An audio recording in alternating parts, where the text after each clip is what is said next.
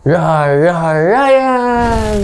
Welcome sa second episode natin itong 2025. Normally, hindi ako nag-enumerate ng episodes kasi gusto ko nga independent, yung pwede mong panuorin ng kahit ito lang at evergreen ang videos natin. Yung kahit na next year mo panuorin, may kwenta pa rin video natin. Pero aminin ko, continuation to ng previous episode natin.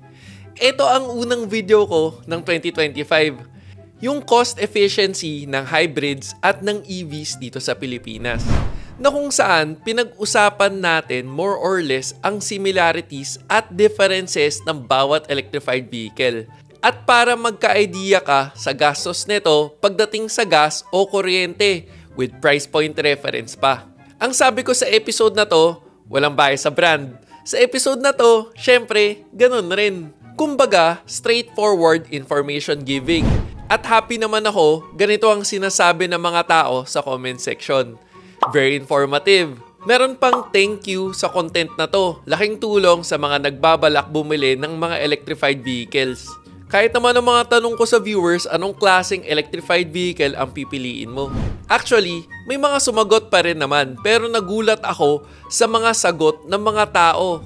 Kasi isa siya sa dalawang klaseng electrified vehicles na hindi ko bibilhin sa current na ino-offer ng technology ngayon. Pero sa ibang episode mo na malalaman yon. At ang pinaka-requested info na sana sinama ko raw ay maintenance at battery cost ng bawat sasakyan.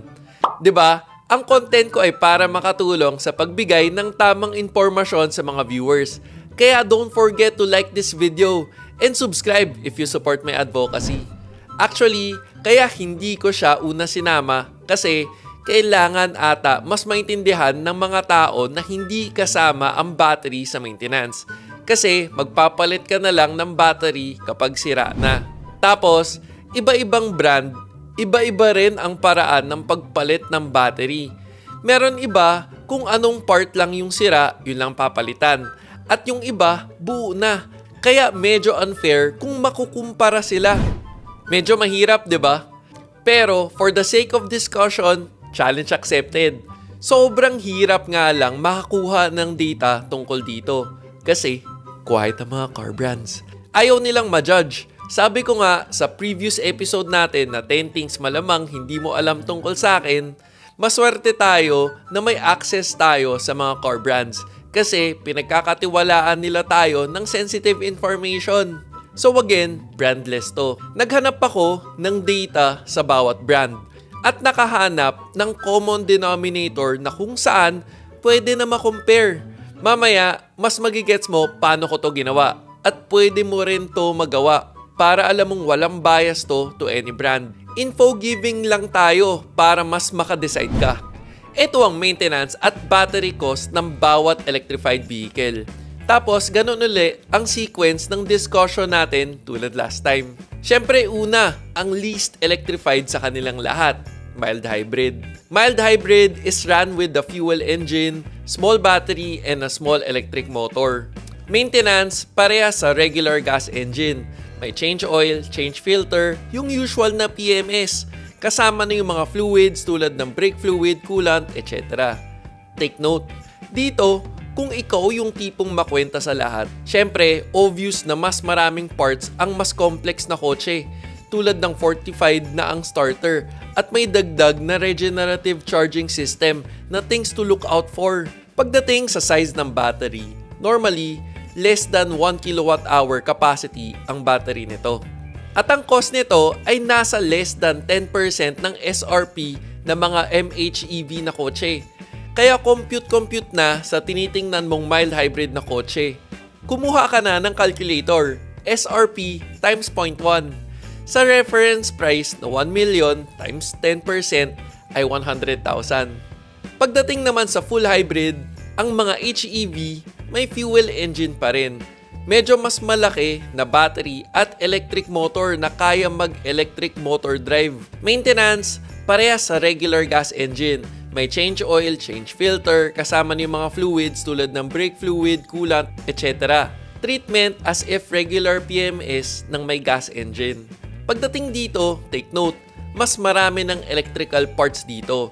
Electric na yung aircon, wala na ring starter, wala na rin alternator, mas konti na rin ang belts, may konting dagdag bawas, at highlight ko na rin pala na malaki ang tipid mo sa brake pads pagdating sa full hybrid at mga susunod na mga electrified vehicles.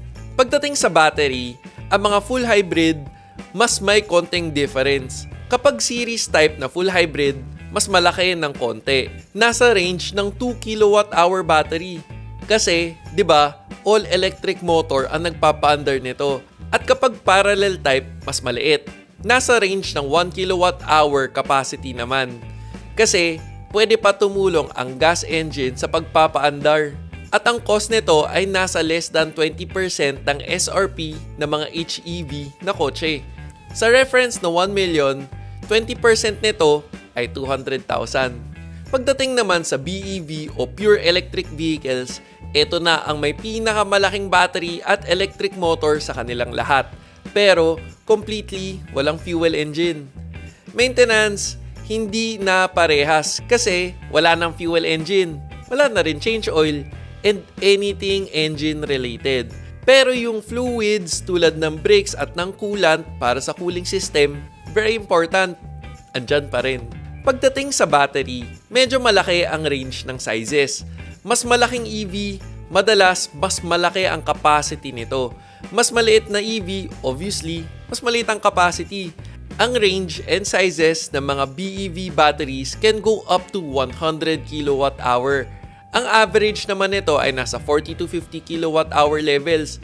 Pero meron rin mas maliit pa. At ang cost ng batteries, malaki rin ang range. Pero to be more on the safe side at walang gulatan, less than 70% ng SRP ng brand new BEV. Sa reference point na 1 million times 70% ay 700,000. Pero may asterisk dyan na. Take note, mabigat ang battery.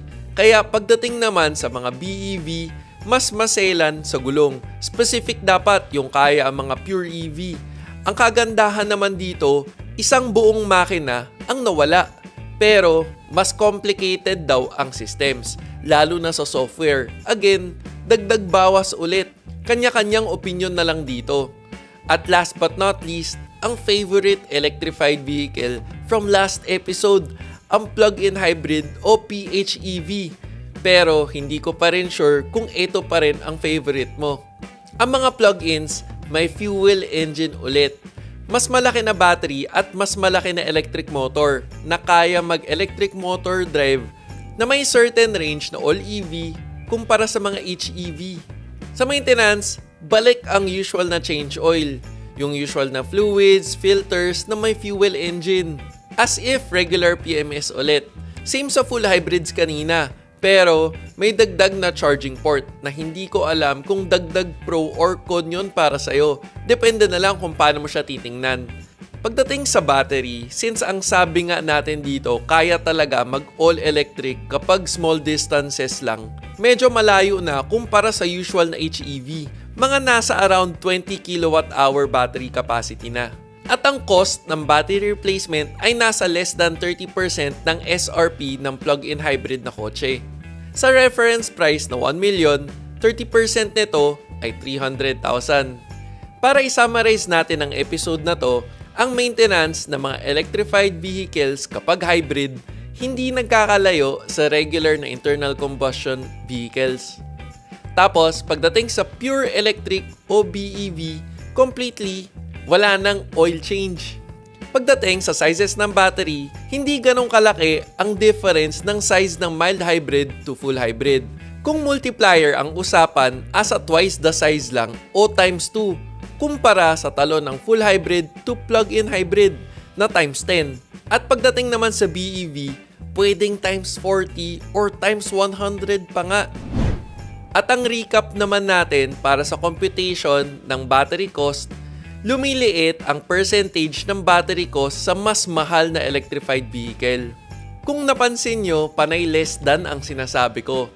Example, sa isang brand X na hybrid, 'di ba? Kanina, sabi nga natin, nasa less than 20% ang battery cost nito. So, kung ang SRP ng unang variant nito ay 1 million, nasa 200,000 ang battery cost.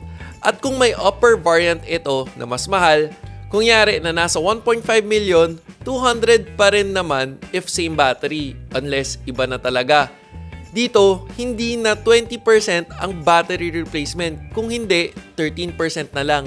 Kaya less than 20% ang sinabi natin kanina sa reference price. Importante yung less than. Once na made public na yung battery cost, mas alam nyo na. Pero for the meantime, eto muna. At least ngayon, mas may idea ka na what to expect sa price ng battery at what to maintain para wala nang gulatan. At syempre, iba-iba ang presyo sa bawat brand. Ano na ang pipiliin mo? Oo nga pala, meron akong nilagay sa previous episode. Hulaan mo nga sa comment section ng kabilang episode ano yung dalawang hindi ko bibilihin na electrified vehicles. Gusto mo ba ng deeper discussion ng per electrified vehicle?